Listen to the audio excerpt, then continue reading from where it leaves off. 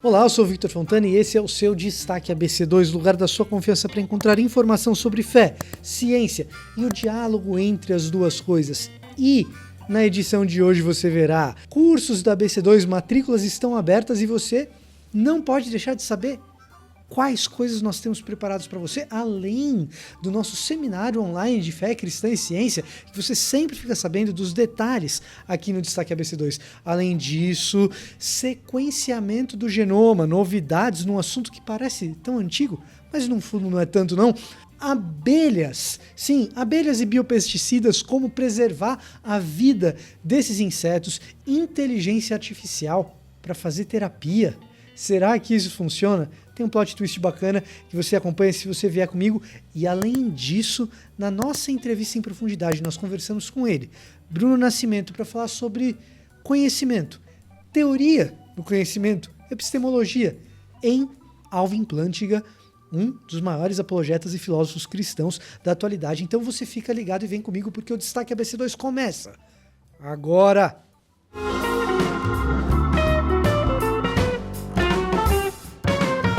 Penso logo, não sei, a nossa semana está chegando ao fim, mas está chegando ao fim com bastante qualidade, é verdade. Essa semana toda, se você esteve ligado no nosso canal do YouTube e ainda está disponível para você aqui, portanto, se inscreva, deixe seu like, não se esqueça disso, assim você acessa o nosso conteúdo, é avisado do nosso conteúdo. Essa semana a gente começou a conversar sobre conhecimento. Já tem lives interessantes aqui, mas a gente encerra com chave de ouro no sábado. Então você fica ligado que nesse sábado, dia 12, são 3 os mini cursos que você pode fazer gratuitos, mas com vagas limitadas. As inscrições estão abertas e aqui na descrição, todos eles sobre conhecimento. Encerrando essa semana do conhecimento da ABC2. Você vai ter conhecimento científico com o professor Luiz Adriano, você vai ter conhecimento religioso com Geisiel Borges e conhecimento bíblico com este que vos fala, Victor Fontana. Então, se você tem interesse, dá uma passadinha na descrição aqui do vídeo que você vai ter mais detalhes sobre esses mini cursos e corre, porque o curso é gratuito, mas as vagas são limitadas. Além disso, temos o nosso seminário de fé cristã e ciência, online, desde que a pandemia se iniciou, em 2021, para o próximo agora, em parceria com o Teolab, lá em Gramado. Ah, mas eu não sou de Gramado. Você pode fazer também a sua inscrição. Mas, de novo, as vagas são limitadas. O link está sempre nas redes sociais da ABC2, no site da Associação Brasileira de Cristãos na Ciência. Por isso, siga a ABC2 no Twitter, siga a ABC2 no Instagram. O evento é gratuito e acontece dos dias 22 até o dia 24 de junho, sempre das 19h30 até as 22 horas. Dessa vez em parceria com os nossos queridos lá do Teolab, Thiago Garros. Essa turma aí você não pode perder. Os palestrantes, Guilherme de Carvalho, Gustavo Assi e Marcelo Cabral, falando sobre fé cristã e ciência. E o nosso curso, que fez o maior sucesso no ano passado, está de volta. Fundamentos para a vida intelectual. As inscrições elas abrem nesta segunda-feira, no dia 14 de junho. E o primeiro lote tem um precinho especial. Então, dá uma olhada novamente aqui na nossa descrição, no site cristãosnaciencia.org.br, nas nossas redes sociais, porque nós temos as inscrições abertas a partir da segunda-feira, 14 de junho, para a próxima turma se iniciar no dia 2 de agosto. O nível do curso introdutório são 4 meses de curso para você fazer tranquilo, certo? E o preço do primeiro lote é promocional, você não pode perder. Sequenciamento completo do genoma humano. Finalmente chegamos a esse estágio em que os genes humanos estão completamente mapeados e alguns mais informados talvez estejam se perguntando, peraí, essa notícia é antiga, já faz 20 anos que a gente tem o sequenciamento do genoma humano, pelo menos é o que anunciou o Projeto Genoma. Pois bem, essa semana, num pré-print, a gente foi informado, e isso é um pré-print, precisa de avaliação de pares, e a comunidade genômica vai certamente emitir vereditos a respeito disso. O anúncio dessa semana diz respeito ao sequenciamento completo do genoma humano. 20 anos atrás, nós obtivemos, por meio do Projeto Genoma, o esboço do que seria um genoma humano com um sequenciamento de 92% daquilo que era esse sequenciamento genético. Os 8% restantes dependiam de tecnologia que, à época, era muito cara e que à época sequer existia em alguns aspectos, o que tornava essa última parcela do genoma humano extremamente difícil e caro de se sequenciar. Pois bem, os custos nos últimos 20 anos caíram absurdamente e a notícia é que agora nós temos um sequenciamento completo do genoma, constituído por 3 bilhões de bases nitrogenadas. Né? São mais ou menos um aumento aí de 4,5% do que antes se afirmava. Essas bases nitrogenadas compõem os genes, que hoje são cerca de 20 mil. Para ser preciso, 19.969 genes, que são 79 a mais do que previamente a gente acreditava. Um aumento aí de 0,4%.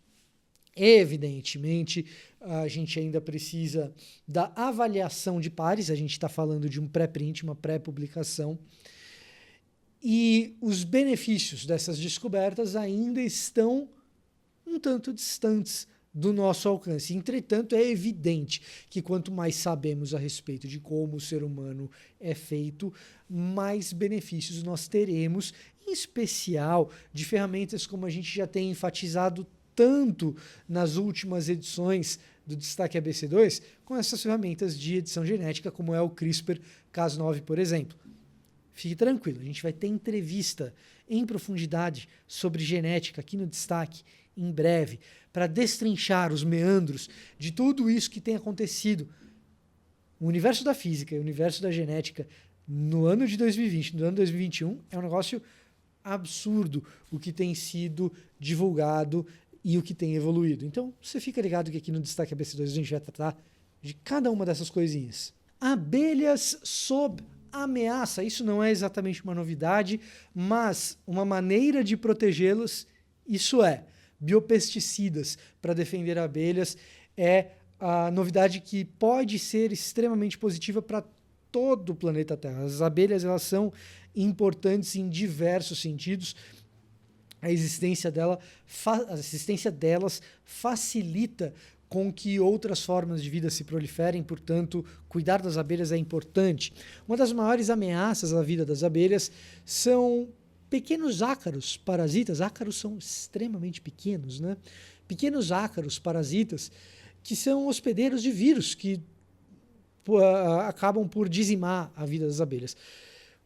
Com frequência, a melhor maneira de combater esses ácaros e a utilizada pelos apicultores é de pesticidas químicos, o que prejudica também as abelhas e outros seres vivos que são submetidos a esses pesticidas, que eliminam os ácaros, mas não apenas eles. Pois bem, o Departamento de Agricultura do governo norte-americano, dos Estados Unidos, em parceria com algumas universidades, tem pesquisado e chegou à conclusão que fungos do gênero Metarhizium podem controlar esse ácaro parasita. E eles estão utilizando os fungos, ou seja, um biopesticida, não um defensivo agrícola químico, mas um biopesticida para o controle dessas populações de ácaros e, portanto, pela defesa das abelhas. A preocupação com a população das abelhas ela é uma preocupação grande por parte dos biólogos e, evidentemente, dos apicultores também. Não apenas por causa da produção de mel, mas por causa da importância das abelhas para todo o nosso planeta. E qualquer evolução no sentido de preservar a vida das abelhas é, sim, um grande avanço e um avanço que possibilita projetar o futuro com perspectivas melhores, inclusive do ponto de vista econômico. Qual seria a capacidade de um robô, de uma inteligência artificial, de ser um excelente ouvinte, quem sabe um terapeuta, quem sabe um psicólogo? Bom, algumas empresas têm desenvolvido aplicativos para que você possa derramar, desabafar as suas mágoas, as suas angústias diante desses robôs que, por meio da sua inteligência artificial, tentam mostrar a maior cooperação possível para entender as suas dores. E você pode estar pensando, isso jamais funcionaria. Um robô não tem capacidade de ser pessoal. Ele nunca vai entender um ser humano, por mais que a capacidade cognitiva de uma inteligência artificial possa surpreender absurdamente seres humanos. Ganhar partidas de xadrez, isso já é coisa velha. Pois bem, estudo recente publicado na revista iScience tem um plot twist nessa história toda, porque alguns desses aplicativos foram acompanhados por pesquisadores da revista iScience e realmente não funciona. Mas não pelo motivo que alguns poderiam supor, de que o robô não é tão talentoso. Na verdade, o problema não é tanto o talento do robô, mas o nosso talento. Um talento peculiar que pode muito bem dialogar com pesquisadores da fé cristã e da teologia. Um talento em enganar, um talento em driblar, um talento em subverter. Sim, o ser humano, diante de um robô, não se sente culpado em driblar, mentir, enganar. E então ele acaba anulando qualquer benefício de desabafar, porque ele, sim, acredite, ele mente para o robô. O robô não é uma forma de vida que o ser humano respeite e, portanto, evidentemente não é uma forma de vida e, portanto, o ser humano não chega a respeitá-lo. E, então, enganar o robô, mentir para o robô, falsear informações para o robô, se torna algo extremamente fácil para esses pacientes impacientes. O cérebro humano funciona de maneiras maravilhosas, o conhecimento humano é uma coisa incrível nesse sentido. E justamente para falar sobre esse conhecimento, que é algo extremamente complexo e que faz parte do tecido da realidade para o ser humano, nós trazemos aqui Bruno. Bruno Nascimento já esteve conosco e vamos conversar sobre Alvin Plantinga, o objeto de pesquisa dele, teoria do conhecimento em Alvin Plantinga. Ficamos agora com ele, Bruno Nascimento.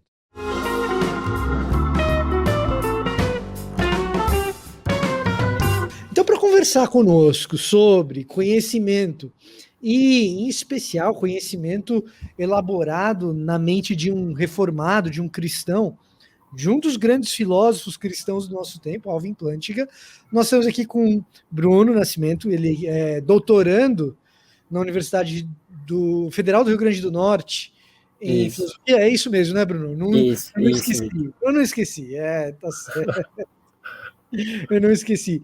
E estuda especificamente Alvin Plantinga, e então a gente vai conversar um pouco especificamente sobre isso, sobre os problemas na área do conhecimento e no que é conhecimento na mente dessa mente brilhante que é o Plantinga. E aí eu queria que você explicasse um pouco para a gente quais são os problemas, o que você está tentando resolver dentro do teu trabalho, Bruno. Então, Victor, geralmente, quando envolve conhecimento e essa área da chamada filosofia analítica da religião, existem dois debates paralelos, os dois são interessantes, né? Um é se a crença em Deus, ela tem o que a gente chama de status epistêmico positivo, ou seja, será que ela é justificada? Será que ela é racional? Será que ela é um caso de conhecimento? Então, esse é um problema. Será que esses méritos, a crença em Deus possui eles? E uma outra discussão que é tão interessante quanto, e que o Plantinga se envolveu de forma muito significativa, e ele mostrou a importância dessa segunda discussão, se a crença em Deus possui esse tipo de mérito, como ela possui? Porque antes do Plântiga, parecia que a resposta a isso, Victor, digamos assim, parecia que era dada no seguinte sentido: se a gente tiver argumentos e evidências suficientes, então a crença em Deus possui, ela é racional, sabe? Ela é justificada. Ou então, a depender da força do argumento, ela é um caso de conhecimento. Mas o Plântiga, e parte do trabalho do Plântiga é mostrar que, assim, não, mas e tem uma outra discussão também. Como é que a crença em Deus pode possuir esse mérito? Não somente se possui, mas como possuiria. E aí o meu trabalho é comparar as duas propostas, a do Plântiga e a de um outro filósofo que vai discordar do Plântiga, o Richard Swinburne, porque os dois dão respostas diferentes a esse como. Um vai dizer, olha, a crença em Deus pode ser justificada porque nós temos um argumento muito sofisticado em favor da existência de Deus. Esse é o Swinburne. O outro vai dizer, a crença em Deus tem esse mérito porque é possível, digamos assim, pode ter esse mérito, aliás, porque talvez ela seja fruto de uma faculdade cognitiva. É uma pergunta que antecede a discussão a respeito de uma existência racional de Deus ou não. É uma pergunta a Isso. respeito do mérito dessa discussão. Uhum. E como é que a gente resolve esse mérito, sabe? Porque filósofos são muito bons em fazer perguntas, sabe? E esse foi um ponto que o Plantga esclareceu nesse debate. A gente não pode pressupor que quando a gente diz assim, Victor, a crença em Deus é racional, tá todo mundo falando a mesma linguagem, entendeu? A Sim. crença em Deus é um caso de conhecimento, tá todo mundo falando a mesma coisa. Então, o Plantga disse, muitas vezes não está. Então, para a crença em Deus ter esse mérito, o que é preciso? Então, a minha pesquisa especificamente visa comparar a resposta que o Plantga deu, a resposta que o Swinburne deu, e depois uma reflexão que eu vou fazer em cima da resposta que os dois deram, sabe? Certo. Quando a gente pensa nessas perguntas que os filósofos estão fazendo, eu estava lendo recentemente, por influência de um outro pesquisador na área filosófica, amigo nosso, Marcelo Cabral. Uhum. Por influência dele, eu estava lendo um artigo do Michael Hannon e do James Guyen, que eles falam mais ou menos que a gente não é tão competente assim em responder essas Uhum. perguntas filosóficas, e talvez o esforço filosófico não deveria estar em responder essas perguntas filosóficas, mas em adquirir conhecimento e adquirir compreensão. Não Uhum. conhecimento, adquirir compreensão nesse processo. Me parece que uma parte do que o Plantinga e o Swinburne estão fazendo nessa discussão não é algo que vai ter uma resposta definitiva para nós, mas são espécie de tijolinhos nessa construção de compreensão, por assim dizer. Uhum. É mais ou menos isso? Isso, Victor. Eu concordaria com essa posição. O Plantinga, por exemplo, ele vai se mostrar muito cético com relação à possibilidade da filosofia conseguir dar uma resposta definitiva sobre essa questão. Então, assim, quando você lê o Warrant Christian Belief, ou seja, crença cristã avalizada, como Vida Nova traduziu, que é a grande obra do Plantinga, tem gente que lê e tem um medo, porque diz assim, o Plantinga não está dizendo que a crença cristã ela tem esses méritos. Ele está dizendo que ela pode ter esses méritos. Isso parece muito pouco. Só que, quando você vai ler na obra, você percebe que o Plantinga ele se mostra muito cético com relação à capacidade da filosofia de conseguir fornecer uma resposta, não somente para esse problema relativo a Deus, mas para vários outros problemas filosóficos que nos atormentam. Então, por exemplo, será que um argumento filosófico era capaz de saber se a disputa livre-arbítrio e determinismo, quem está certo? Então, Plantinga pensa, por exemplo, que não. Será que um argumento filosófico é suficiente para nos fazer quem está certo, se é o pessoal que é dualista, em termos mente e corpo, ou se são os materialistas. Então, será que um argumento filosófico consegue responder isso? Então, o Plantinga pensa que não. Um argumento filosófico ele consegue esclarecer muita coisa, consegue ajudar a gente a compreender o problema, consegue até nos dar boas razões de preferir uma coisa a outra, mas assim, que ele consegue dar uma resposta que seja o tipo de resposta, Victor, que qualquer pessoa racional tem que aceitar sob pena de irracionalidade, e isso aí, o Plantinga vai dizer, um argumento filosófico não tem essa força. Tá. E aí, Victor, Vai, e aí continua. tem uma coisa assim com relação à crença em Deus que é muito interessante, né? Por que é que o Plantinga postula uma faculdade cognitiva? Por que é que o Plantinga enfatiza, por exemplo, na crença cristã específica, a obra do Espírito Santo? É porque ele acha que se fosse depender de argumentos filosóficos para a gente ter algo como conhecimento, ou o conhecimento que a fé cristã exige, como está lá no Catecismo de Hildenberg, por exemplo, aquele tipo de fé, os argumentos filosóficos, eles são insuficientes para sustentar uma fé com aquele tipo de certeza, entendeu? Com aquele tipo de profundidade. Então, os argumentos do Plantinga pensa são insuficientes para isso.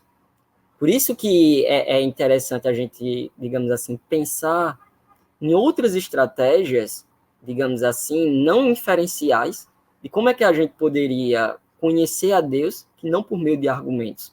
Porque o Plantinga se mostra, assim como parte da tradição reformada, né? Se mostra muito pessimista com relação à capacidade de argumentos providenciar esse tipo de coisa. É muito interessante, Bruno, porque a cabeça moderna, num certo sentido, pelo menos o meu lado moderno vai instintivamente nessa direção. Eu sou obrigado, por segunda natureza, a questionar esse meu instinto, de dizer assim: se nós temos limitações de linguagem, da própria filosofia, de responder essas perguntas, em primeiro lugar, por que então fazê-las se eu já sei que eu não vou chegar a uma resposta definitiva? Em segundo lugar, se elas não me darão uma resposta definitiva a respeito do que é fé, e eu acho que você já respondeu uma parte disso, o que eu faço com a fé, então, enquanto conhecimento?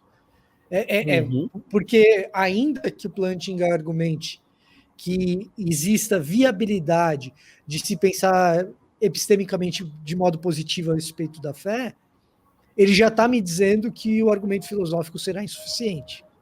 Uhum. Então, vamos pensar o seguinte, Victor. Talvez isso é parte da atividade da filosofia, digamos assim, conhecer os seus limites. E o Plantinga consegue mostrar isso muito bem, sabe? Porque, por exemplo, Victor, a crença de que há um mundo externo não é uma crença que vem a gente por meio de uma prova, de um argumento. E provas e argumentos, até agora, os que foram elaborados para a crença de que há um mundo externo, eles são muito frágeis, sabe? Victor, assim, sendo bem sincero, eu acho que se alguém oferecesse uma prova de que não existe um mundo externo, como o Berkeley, mesmo que eu não conseguisse responder aquilo, mas eu não sei se aquilo afetaria a minha crença de que há um mundo externo, sabe? Explica pra gente o que é mundo externo. Eu sei do que você está falando, mas eu acho que para muita gente não. Será que existe um mundo fora da nossa mente? Perfeito. A Essa pergunta é é René a grande Descartes. questão. Então, assim, para a gente é uma coisa muito óbvia. Eu lembro de um aluno me dizendo assim: por que um cara colocaria isso em xeque? É porque ele não tem mesmo o que fazer, professor, esses filósofos, etc. Porque para mim parece tão óbvio, né? Por que se colocaria isso em questão? Né? Mas uma coisa interessante de se colocar em questão é você justamente ver os limites do que é que a nossa razão pode e do que é que ela não pode. Então, se a gente fosse usar uma linguagem bíblica, parece que muito do conhecimento é muito fé e não visão. A gente anda pela fé e não pela visão.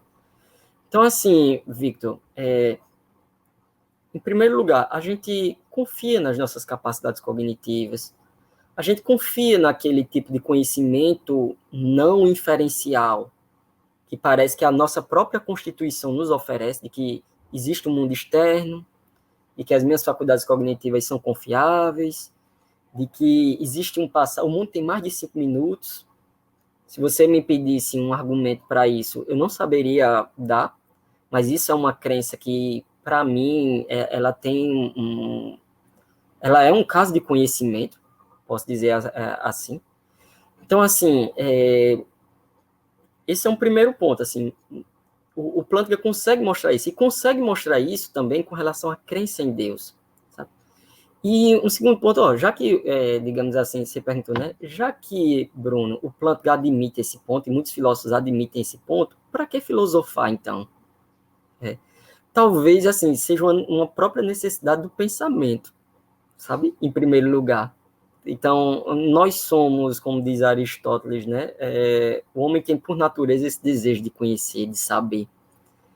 Mas um segundo ponto também, acho que a gente pode pensar, é que apesar de, digamos assim, a filosofia não conseguir, e ela mesma admite, aliás, não ela, né? Os filósofos admitem que eles não conseguem ultrapassar determinado ideal, mas, assim, eles conseguem fazer uma compreensão, eles conseguem, digamos assim, avançar determinadas coisas de modo significativo, sabe? Então, deixa eu dar um exemplo bem claro, Victor. Vamos supor que a gente vai para o espaço público e lá, digamos assim, a gente está debatendo algo, diz, ó, crenças religiosas não entram aqui. Bom, por quê?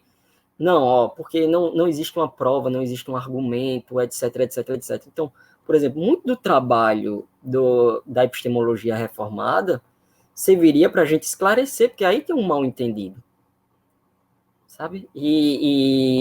Apesar de, tipo, o filósofo admitir, ó, por meio de um argumento eu não consigo provar X, mas pensando sobre X, e é difícil pensar sobre X, eu consigo esclarecer muita coisa, eu consigo esclarecer muito mal entendido, eu consigo avançar muitas questões, ainda que não seja o que o filósofo queria, que o que é que ele queria? Ele queria, no final das contas, saber, digamos assim, se há tal pessoa como Deus, através de um argumento. Sim. Por meio de um argumento, a gente pode ser cético com relação a isso. Mas isso não significa que outras coisas não sirvam, né? O Plantinga mesmo vai dizer, ele tem várias partes na obra dele, sabe? Que ele vai dizer, olha, um argumento pode não servir para, digamos assim, para transformar a crença em conhecimento, mas ela pode servir para outras coisas. Pode servir para avançar algum tópico em filosofia, no campo de ética, de metafísica, etc. O Plantinga vai dizer também, olha, pode servir para aproximar alguém da fé, então aquilo ser utilizado como um gancho, etc. Pode servir para o próprio crente, ele está ali em dúvida, numa situação complicada, vai dizer o Plantinga, então pode servir para ele próprio.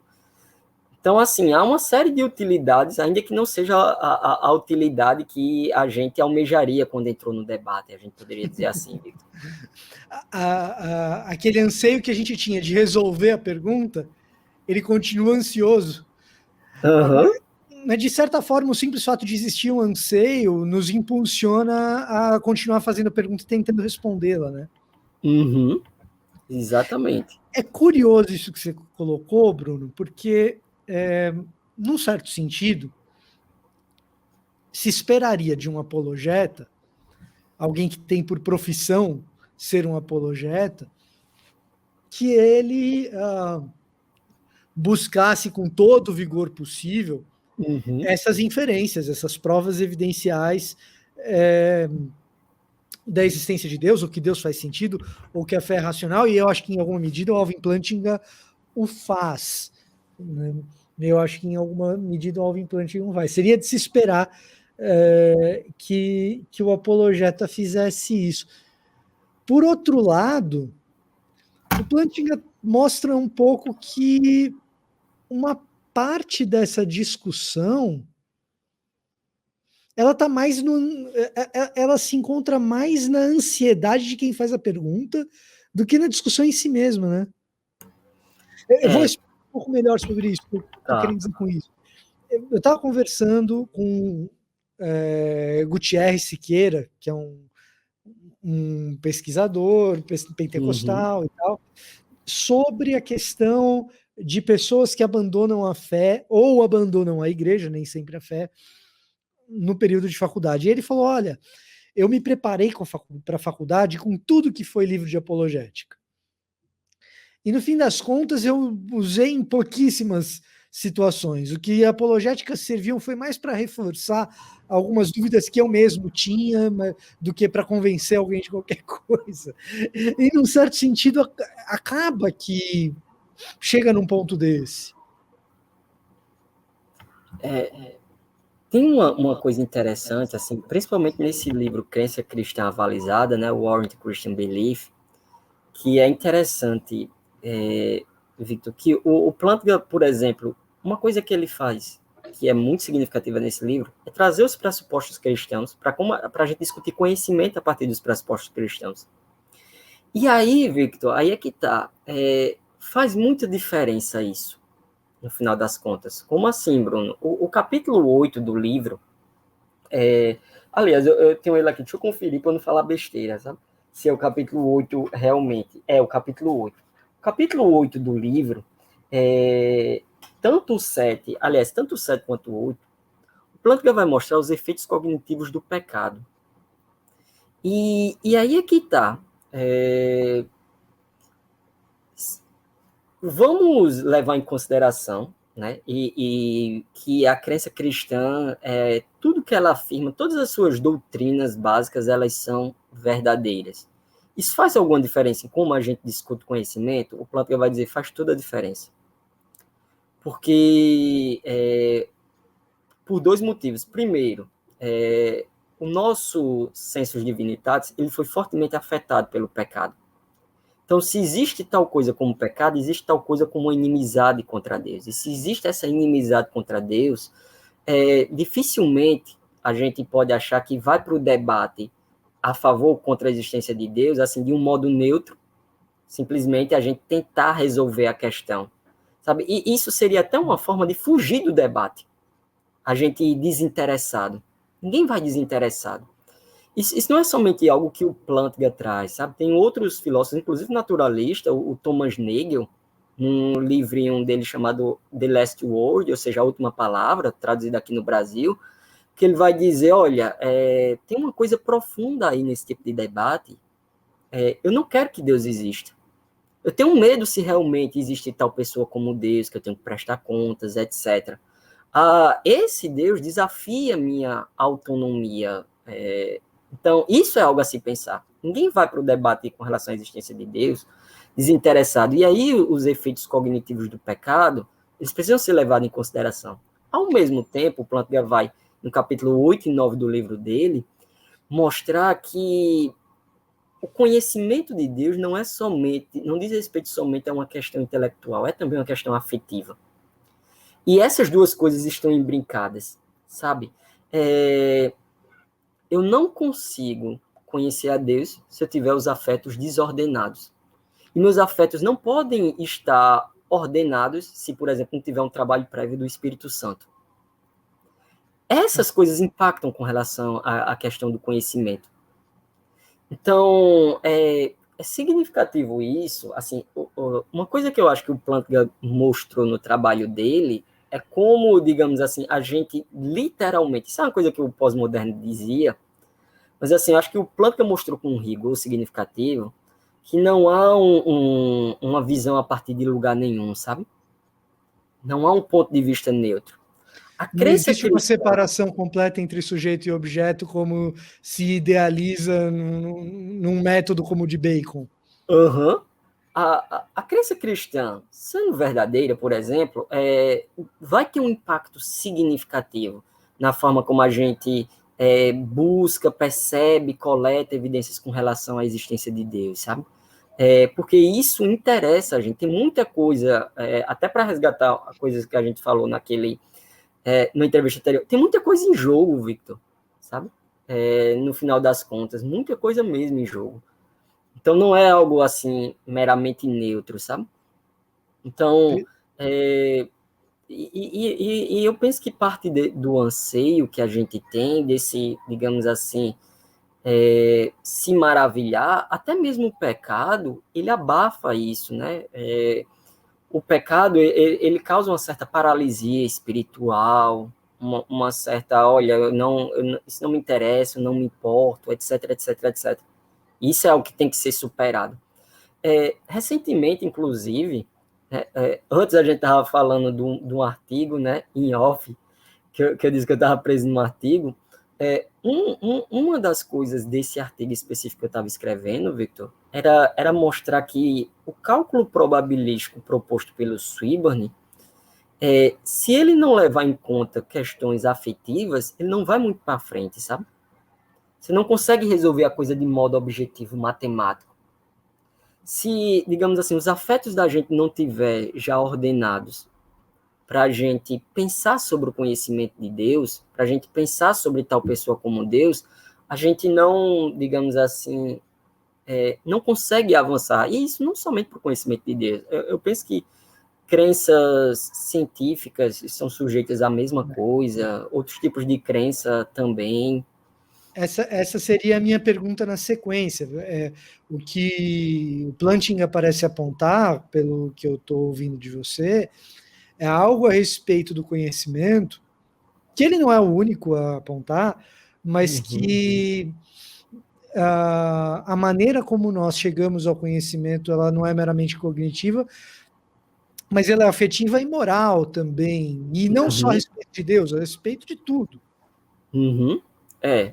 O Plantinga vai postular, inclusive, que o pecado, ele afetou geralmente os três tipos de conhecimento que a gente tem: o conhecimento de Deus, o conhecimento de nós mesmos e o conhecimento do mundo ao nosso redor, sabe? O conhecimento de outras pessoas também. O pecado afetou em graus diferentes cada um desses tipos de conhecimento. Então, é por isso que, digamos assim, faz diferença essa variável, essa carta. Faz diferença com relação ao conhecimento de Deus.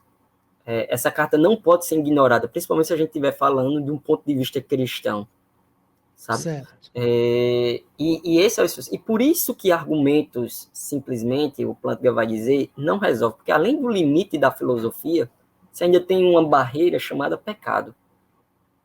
Tá. O Então, pecado vira uma categoria epistêmica, então, para o isso. Plantinga.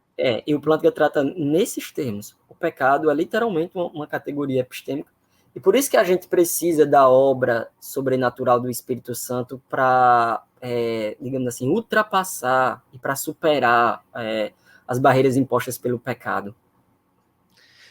Alguma coisa que, se você parte de um pressuposto cristão, é um tanto óbvio, mas se a gente está na arena pública do debate, deveria ser algo para fazer qualquer pessoa, sendo cristão ou não, pensar. Já que, se pecado existe, eu acho que a formulação da sentença é essa: se pecado existe, e se pecado existe dentro desses termos propostos pelo que a religião está propondo, isso altera a maneira como eu faço pesquisa, como eu penso e como eu me aproximo dessa outra categoria chamada verdade. Inclusive, Victor, a filosofia, por exemplo, na área de epistemologia, discute muito a questão do desacordo, sabe? Porque assim, você tem filósofos tão inteligentes e tão capazes, pensando anos sobre o assunto e chega a conclusões opostas, e eles são tão cuidadosos nas evidências. O exemplo é o Plantinga e o Swinburne, né? Assim, eu fui muito, digamos assim, edificado com a leitura dos dois, sabe? Inclusive, não só com os argumentos deles, mas com atitudes que eu encontrava nos escritos dele, assim, sabe? Tipo, parece uma coisa assim louca, mas assim, por exemplo, eu estava lendo esses dias uma resposta que o Plantinga deu a um filósofo alemão, e o Plantinga diz: olha, eu não tenho certeza se eu entendi tudo e se eu tenho condições de compreender tudo que você disse. Porque a formulação matemática que você colocou está além da minha compreensão. Quer dizer, um filósofo do gabarito de Plantga admitir uma coisa dessa e dizer uma coisa dessa, você tem aí um exemplo de uma pessoa muito virtuosa. Mas tem um ponto que é significativo, Victor, que é o seguinte: pessoas tão inteligentes discordam. Então, eu acho que, assim, até mesmo se a pessoa não for cristã, ela tem que admitir que há uma outra variável aí, não cognitiva, interferindo. Porque se ela não faz isso, talvez ela corra a pena de ser arbitrária, sabe? Ela corra a pena de arbitrariedade. Então, você pega o Richard Swinburne e o John Mack, dois grandes filósofos da Universidade de Oxford. Um deu excelentes razões para acreditar que há tal pessoa como Deus, e o outro tentou mostrar por que essas razões não funcionam, etc, etc, etc. Né? E eles são exemplos paradigmáticos de bons filósofos, sabe? Então, nesse sentido, por que eles chegam a resultados tão díspares. opostos? Díspares. Então, eu penso que essa categoria aí precisa ser sim incluída, sabe? Isso não é coisa nova, sabe? O Platão, existe um escrito dele chamado a Carta 7, ou Epístola 7. Há uma discussão ali se ela é realmente autêntica, mas assim, a maioria dos estudiosos pensa que ela é autêntica. Onde o Platão já vai dizer isso. Platão já vai dizer, se determinadas pessoas não tiver, digamos assim, cultivado uma coisa como humildade intelectual, ela não vai chegar na verdade. Então, o que mostra que poderia ter, sim, empecilhos morais que nos impediriam de chegar assim na verdade. Isso é algo que a gente deve levar em consideração, sabe? Perfeito. Bruno, assim, o que eu pensaria a partir dessa conversa tudo bem, então não são apenas inferências ou não é apenas a lógica formal que opera, ou a capacidade cognitiva, como queira, que opera na hora de construir conhecimento, em especial conhecimento a respeito da fé, conhecimento a respeito de Deus. Como, então, a gente constrói conhecimento, e em especial conhecimento a respeito da fé? O Plantke vai postular primeiro ele vai fazer uma teoria do conhecimento que ele vai chamar de função apropriada. E aí a ideia do Plantke é mais ou menos o seguinte: você tem um funcionamento apropriado das nossas faculdades cognitivas, sabe? Então, a gente, por exemplo, sabe se um celular está funcionando bem, um computador está funcionando bem, um fogão está funcionando bem. E algo análogo pode ser dito pode ser dito também do nosso coração. O nosso coração às vezes está batendo demais, está batendo de menos. Existe uma função apropriada para o nosso coração, para a circulação do sangue. E o Plantke vai postular que existe também isso para as nossas faculdades cognitivas. Então, as nossas faculdades cognitivas, elas foram desenhadas ou arranjadas para funcionar de determinado tipo.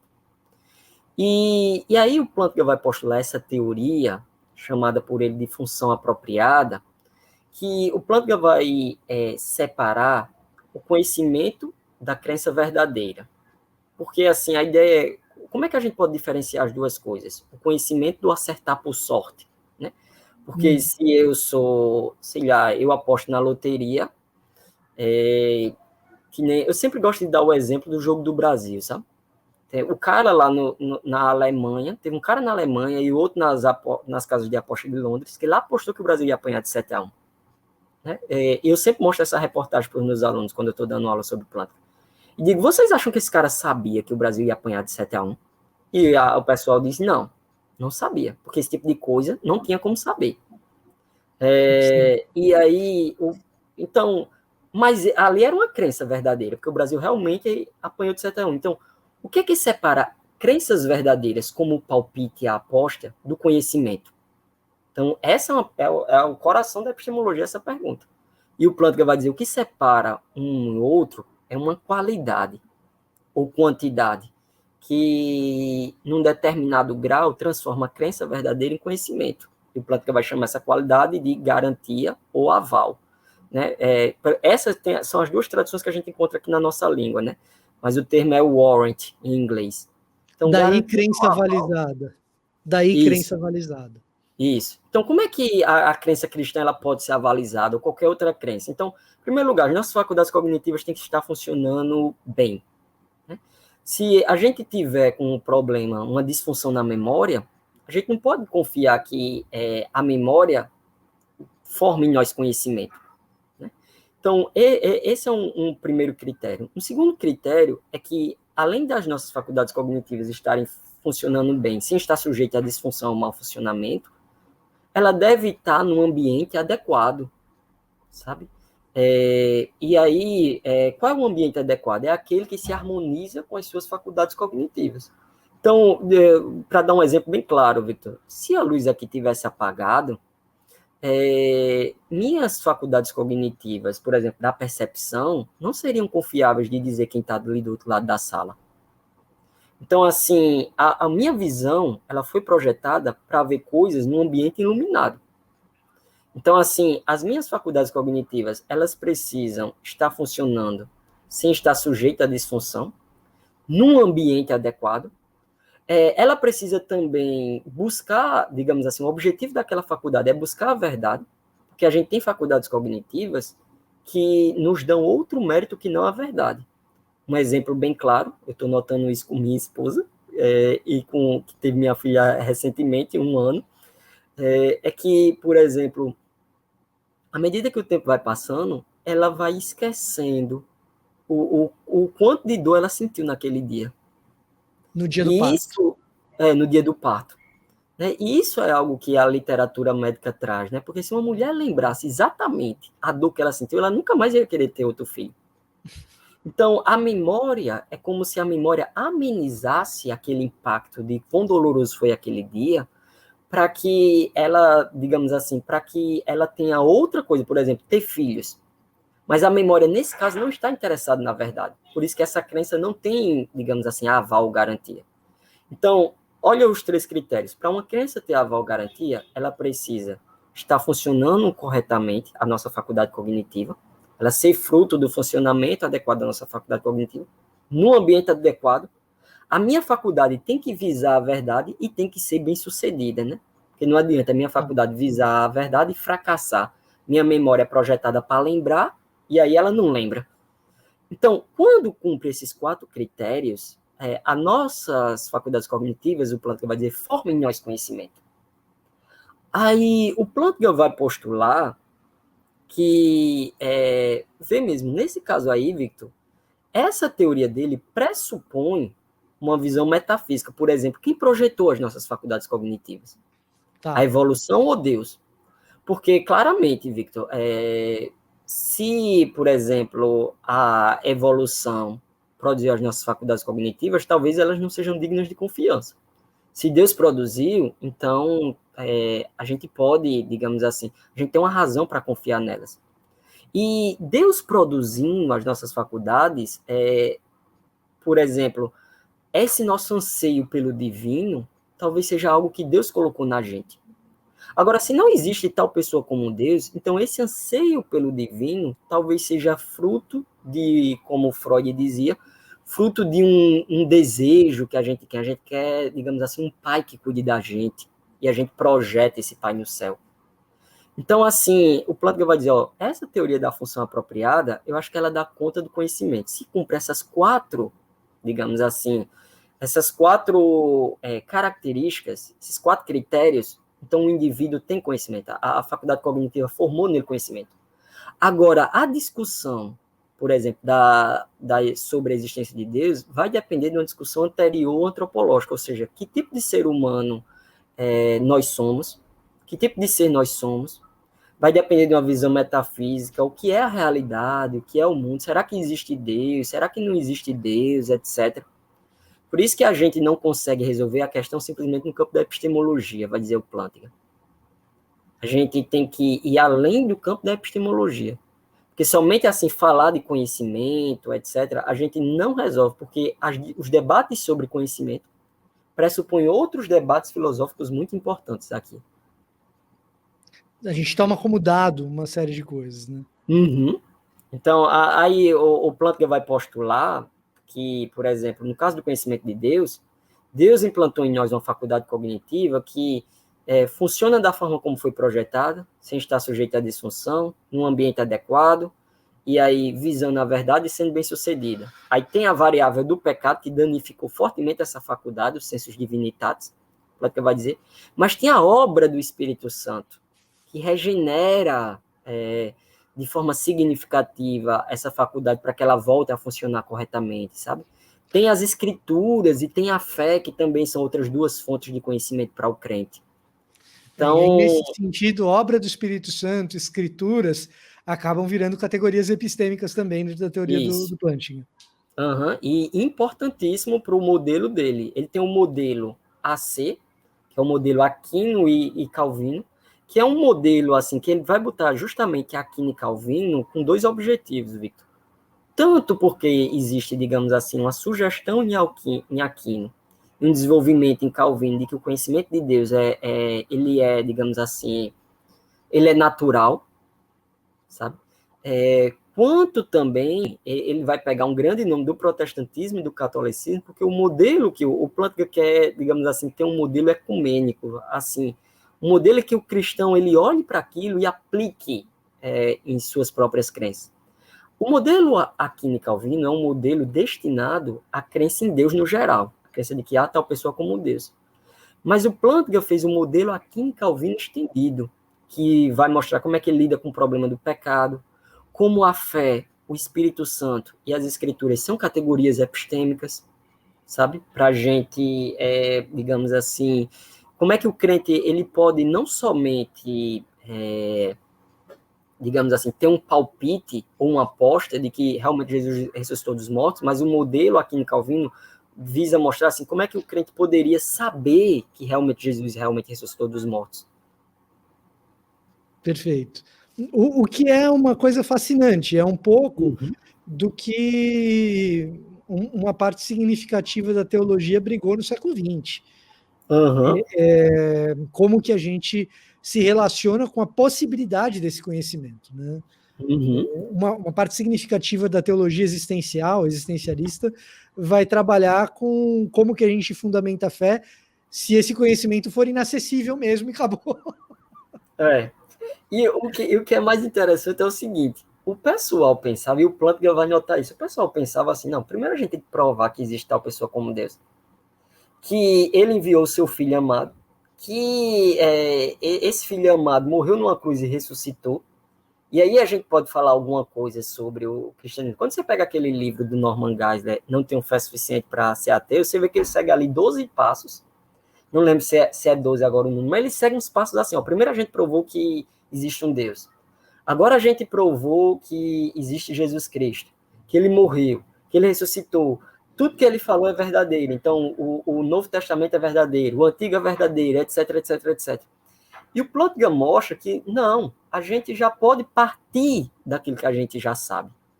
Não é impróprio. Porque na ciência, a gente faz isso.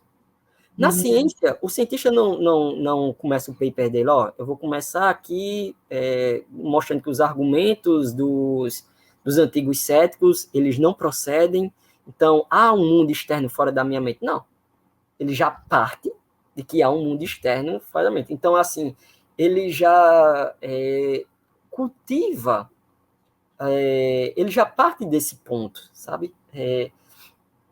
Quando a gente vai, digamos assim, estudar psicologia, o psicólogo, se bem que tem alguns que podem fazer isso, né? Mas o psicólogo, geralmente, ele não vai dizer, ó, primeiro a gente vai tentar provar que há outras mentes além da minha, e depois a gente tenta ver o que é que a gente faz com isso, etc. Não, o Plantk até dá uma metáfora. Se o cientista fosse fazer isso, seria como, Victor, ele pegasse uma tesourinha para parar um gramado gigante. É por aí. Pode até, pode até ser uma coisa assim, sei lá, para quem tem tempo disponível, pode até ser uma coisa, um passatempo, sabe? Mas, não, ele tem que partir de uma certa confiança de que há um mundo externo para ele fazer ciência. E aí o Plantga dirige, coloca o arsenal na mão dos cristãos. A gente também. a gente parte do pressuposto que a narrativa cristã é verdadeira, para a gente, digamos assim, pensar a nossa fé. E não somente aquilo a partir de que um discurso teórico consegue provar, sabe? E daí ele começa a conversar a respeito da fé sem a necessidade das inferências. Isso, exatamente. Porque, mais uma vez, se a gente fosse precisar das inferências, aí é que o Plantger se mostra cético. Às vezes eu tenho a impressão que é até mais cético do que eu acho que é apropriado. Tipo, o que é que os argumentos históricos nos mostrariam exatamente, entendeu? Para suportar o peso do credo cristão, sabe? O que é que um argumento probabilístico, o que é que uma inferência histórica ele conseguiria, digamos assim, demonstrar? Então, aí o Plantinga vai, digamos assim, mostrar, ó, não suportaria o peso da crença. Tipo, é uma raiz muito frágil, é uma raiz não, vamos dizer assim, Um é uma alicerce. base muito frágil para a gente construir o prédio que a gente de fato quer construir no final das contas. Uhum. E eu acho que assusta muito o crente esse pensamento. E quando na verdade talvez devesse nos dar mais segurança, né? Eu acho que acho que tem muito do nosso cristianismo que está tão arraigado nos pressupostos modernos de que o conhecimento é 100% acessível e perscrutável, e basta que a gente organize os pensamentos da maneira correta que você vai ter acesso a todo conhecimento. Às vezes a gente está tão preso nisso que se a gente falar que, não, olha, o cristianismo precisa fugir um pouco desta base, e sequer essa base faz muito sentido. Essa base moderna, sequer ela é tão sólida quanto a gente imagina. Você fala isso, às vezes não é nem a fé do cara que está desmoronando, o que está desmoronando nele é o apreço que ele tem pela modernidade, né? E o grande filósofo, que é o grande herói intelectual do Plantinga, né? Outro dia eu vi o Plantinga com um chapeuzinho de aniversário e com a foto desse filósofo, né? O Thomas Reid. Esse é o grande herói intelectual do Plantinga. E o Thomas Reid, assim, uma das coisas geniais no Thomas Reid é que ele mostrou assim, ó, no coração do conhecimento tem um ponto ali de confiança, sabe? O Thomas Reid, na introdução que a Vida Nova publicou, inclusive, né? Investigações sobre a mente humana segundo os princípios do senso comum. Algo assim. O Thomas Reid vai dizer uma coisa logo lá na introdução que é interessante. Ele diz, olha, o ceticismo ele é tão destrutivo para a fé do crente quanto para a ciência do filósofo. Eu estou bem certo, disse lá o Thomas Reid, que o justo vive pela fé, assim como o injusto em termos de conhecimento. Porque tem um ponto, Victor, que não é só com relação à fé religiosa, não, que a gente confia. Tem um ponto que a gente confia, que a gente anda por fé, sabe? Sim. E isso é algo que o Thomas Reid mostrou. Por exemplo, uma análise que eu acho que o Thomas Reid faz genial é dos argumentos do Descartes. O Descartes ele foi tentar provar que ele existia. Para provar que ele existia, depois, a partir disso, ele provou que a lógica, digamos assim, existia, e daí ele provou que Deus existia. O Thomas Reid vai fazer uma observação, acho muito genial, sobre essa empreitada do Descartes. Ele vai dizer, será que ninguém, assim, o Descartes não parou, o Descartes que era um gênio, assim, mas será que não passou pela cabeça dele que ele já parte do pressuposto de que para ele provar o raciocínio dele, ele já está partindo do raciocínio, ele já está confiando no raciocínio, já está confiando na mente dele. Será que o Descartes teve um momento que ele, digamos assim, ele não abriu o olho para isso? Então ele foi provar que o raciocínio dele é confiável usando o próprio raciocínio. E aí o Thomas Reid vai dizer, tem um momento que o Descartes, o Hume, ou quem quer que seja, ele tem que confiar. A gente tem que confiar no nosso raciocínio, sabe? Agora, uma coisa... Pode falar, Victor. Nesse embate entre o Thomas Reid e o David Hume, eu acho que talvez esse seja o grande ponto que o Thomas Reid tem a favor dele, né? Que é o fato de que, olha, você quer levar o ceticismo às últimas consequências, mas você resolveu escrever, né? para as Uhum. pessoas lerem, né? Isso, exatamente. Então, Você, você confia no mínimo que você lembra das premissas, dos argumentos, etc. Você tem que confiar no mínimo na sua memória, na sua percepção, etc, etc, etc. Agora, uma coisa que é interessante que as pessoas geralmente se perguntam assim, Victor, quer dizer então que um naturalista ele pode construir um modelo? Ou um budista ele pode construir um modelo? E parece que todo mundo pode brincar nessa brincadeira, sabe? Cada um constrói um modelo de como é possível ter conhecimento, dada aquela visão de mundo, aquela cosmovisão, e parece que eles não dialogam. E uma coisa interessante, Victor, é que o Plantinga vai mostrar que esse é um mérito que a crença teísta e a crença cristã têm, que outras crenças não têm, sabe? E aí vem uma outra parte, aliás, como eu interpreto o Plantinga, sabe? Tipo, o Plantinga mostra, ó, o cristianismo tem esse mérito de construir um modelo onde você vê que dentro desse modelo o cristão pode dizer, eu sei que há tal pessoa como Deus, eu sei que Jesus ressuscitou dos mortos. Aí a pergunta natural é, certo, Plântica, mas tudo que você demonstrou é que o cristão pode fazer isso. Mas você, assim, não demonstrou que o cristão, de fato, tem conhecimento. Aí o Plântica vai dizer, a filosofia não consegue demonstrar isso.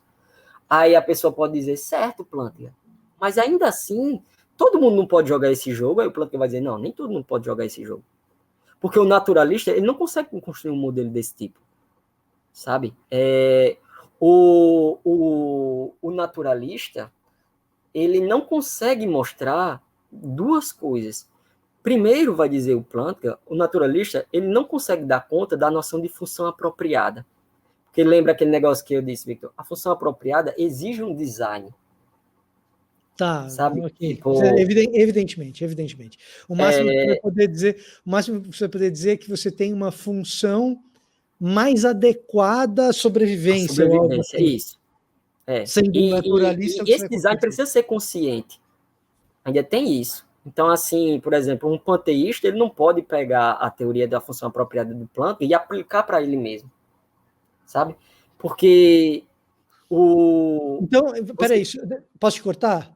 pode. Basicamente, o Plantinga vai ter que aceitar, pelo caminho que você está traçando aí, ele vai ter que aceitar que essa propositiva funciona para o cristianismo, mas também para o judaísmo e para o islamismo. É, talvez para o judaísmo e para o islamismo pode ser, para algumas variantes teístas do budismo, talvez, sabe? Mas assim, não é qualquer crença que Tá. aceita esse tipo de visão dentro dessa estrutura metafísica que o Plantinga propõe, entendeu? E aí é que tá, né? Porque a noção de função apropriada exige um design consciente. Isso é algo que o teísmo dá, que outras visões de mundo não dão, não oferecem, entendeu? Então, esse é um primeiro ponto, assim, que é importante. O Plantinga, ele mesmo, como ele vai dizer crença cristã avalizada, ele não vê problema nenhum de assim, ele não vê exatamente um problema de um judeu ou alguém, um adepto do Islã usar a teoria dele. Mas ele deixa muito claro que um naturalista, por exemplo, não consegue. Que um panteísta, por exemplo, não consegue. Que um deísta, por exemplo, não consegue. Sabe? Porque é preciso se comprometer com um certo tipo de visão metafísica que não está disponível nessas outras visões de mundo. Perfeito. Não tem como você construir o castelinho, vai faltar premissa. É isso. Vai faltar Então, premissa. você não pode postular, por exemplo, Planck vai dizer, ó, para o conhecimento é necessário a função apropriada. Mas você não pode postular uma função apropriada sem design inteligente. Então, uma visão de mundo que não tem um design inteligente por trás, ela já se quebra, sabe? Um design inteligente e consciente, ela já desmorona, que Quando é como é o caso, aqui, por exemplo, do naturalismo. e aqui, quando a gente está falando em design inteligente, a gente não está necessariamente se referindo à teoria do design inteligente per se a Uhum. rigor, mas à existência de uma consciência que projetou Isso, essa uma consciência que projetou essas capacidades cognitivas que a gente tem. isso. E que essa consciência, ela precisa ser uma consciência pessoal, ela precisa ter objetivos, ela precisa ter intenções, sabe? Uhum. E isso aí é que tá, isso casa muito bem com o teísmo, por exemplo, mas não casa com outras visões de mundo, sabe? Com o panteísmo, com o panenteísmo ou Não. com o naturalismo, como a gente conversou aqui. Uhum. Evidentemente, no caso do naturalismo. Não, muito bom. Muito bom, Bruno. Para a gente ir caminhando para o nosso fim, eu queria te fazer a seguinte pergunta. Não sei se você já tem essa resposta, mas quando você vai colocar o teu tijolinho ali, tem o tijolinho do Swinburne, tem o tijolinho do Plantinga, você vai colocar o teu tijolinho aí. É, qual que é o teu palpite que você está esperando acrescentar nessa história toda? Eu penso que uma coisa que o Plantinga deveria levar mais em consideração é a nossa, digamos assim, responsabilidade em termos de santificar para a gente, para o conhecimento de Deus, digamos assim, o status epistêmico da crença em Deus, a gente pode dizer assim, aumentar na medida em que a gente vai se santificando e contemplando o Senhor e vai sendo transformado, vai sendo regenerado, etc, etc, etc.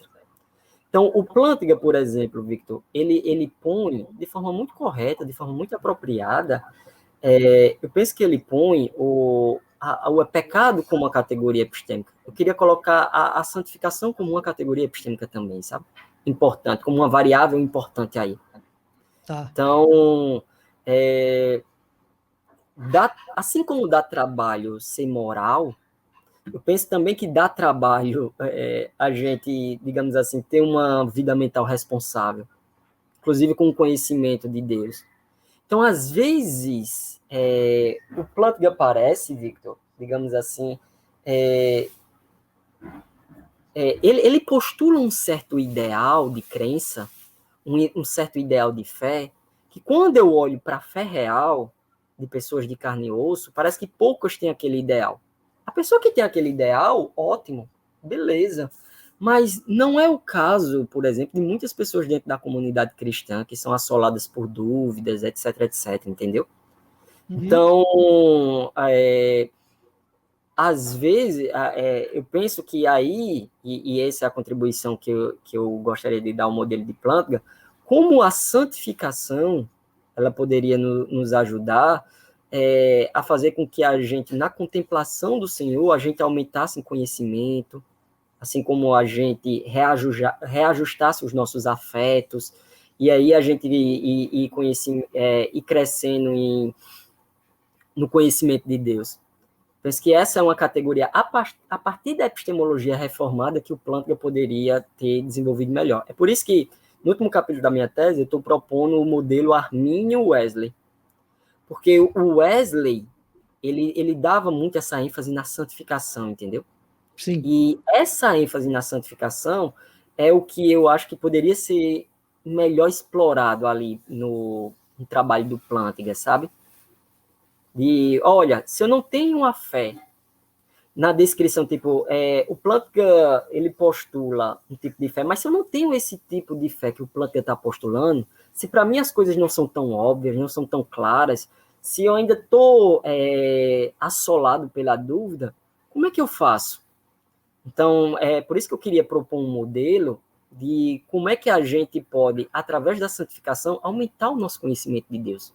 Como é que a santificação vai nos moldando para, à medida que a gente se tornar a imagem e semelhança do Cristo, a gente aumentar digamos assim, o status da nossa crença, entendeu? Isso me parece que ajuda a validar a primeira premissa. Se o Uhum, pecado é uma categoria epistêmica, a santificação deveria uhum, cumprir esse papel. Se uhum, efetivamente ela falha nisso, será que o pecado é de fato uma categoria epistêmica? uhum. Parece inclusive que ajuda a validar a primeira premissa. É, é, é isso, é alimento para se pensar. É um negócio, Uhum. é alimento para se pensar. Bruno, Mais uma vez aí, muito obrigado por atender aqui o nosso chamado. É assunto para pensamento mesmo, não é coisa simples, eu acho que vai deixar a nossa cabeça inchada aqui durante um tempo, mas eu acho que é fundamental que a gente realmente se dedique a tentar compreender um pouco melhor como que a gente pensa as coisas que a gente pensa. No fim das contas é isso, né? Mais uma vez, obrigado por atender aí o nosso chamado, Bruno. Eu que agradeço, Victor. E a você que nos acompanha aqui, toda quinta-feira nós temos Destaque ABC2 para conversas como essa que a gente teve com o Bruno, entre outras conversas sobre pesquisa, o mundo acadêmico, como as coisas andam. Nessa semana, você não pode perder, a gente continua conversando sobre conhecimento. Achou um pouco complicado? Tem um pouco mais de complicação vindo por aí, mas tem muita resposta para você também. A gente vai ficando por aqui. Até a próxima quinta-feira.